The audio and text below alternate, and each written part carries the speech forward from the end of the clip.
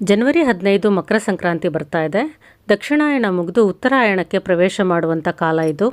ಈ ದಿನ ಮಾಡಬೇಕಾದ ಪ್ರಮುಖ ಕೆಲಸಗಳು ಅಂತ ಹೇಳಿದ್ರೆ, ಮೊದಲನೇದಾಗಿ ಬೆಳಿಗ್ಗೆ ಸ್ನಾನವನ್ನು ಮುಗಿಸ್ಕೊಂಡು ಸೂರ್ಯನಿಗೆ ಅರ್ಘ್ಯವನ್ನು ಅರ್ಪಿಸಬೇಕು.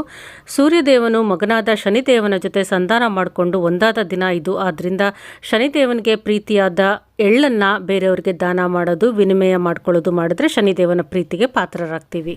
ಈ ದಿನ ನಮ್ಮ ಇಷ್ಟಾರ್ಥ ಸಿದ್ಧಿಗಾಗಿ ರಾಮ, ಲಕ್ಷ್ಮಣ, ಸೀತೆ, ಹನುಮಂತನ ಫೋಟೋಗೆ ಪೂಜೆ ಮಾಡುವಂಥದ್ದು ಅಥವಾ ವಿಷ್ಣು, ಲಕ್ಷ್ಮಿ, ವೆಂಕಟೇಶ್ವರ ಸ್ವಾಮಿ, ಲಕ್ಷ್ಮೀ ದೇವಿಯ ಫೋಟೋ ವಿಗ್ರಹಗಳಿಗೆ ಪೂಜೆಯನ್ನು ಸಲ್ಲಿಸುವಂಥದ್ದು.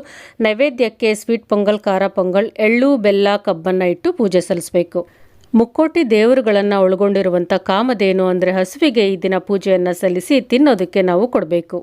ಇದರಿಂದ ನಮಗೆ ಕೋಟಿ ಪುಣ್ಯಗಳ ಫಲ ಸಿಗುತ್ತೆ. ಸಂಜೆ ಮುತ್ತೈದೆಯರನ್ನು ಕರೆಸಿ 5 ವರ್ಷ ಒಳಗಿರುವ ಮಕ್ಕಳಿಗೆ ಎಳ್ಳು ಬೆಲ್ಲ ಬೀರೋದು ಅಥವಾ ಫಲ ಎರೆಯುವ ಕಾರ್ಯಕ್ರಮ ತಪ್ಪದೆ ಮಾಡಬೇಕು. ಇದರಿಂದ ಮಕ್ಕಳಿಗೆ ದೃಷ್ಟಿದೋಷ ನಿವಾರಣೆಯಾಗಿ ಆಯುರಾರೋಗ್ಯ ಹೆಚ್ಚಾಗುತ್ತೆ.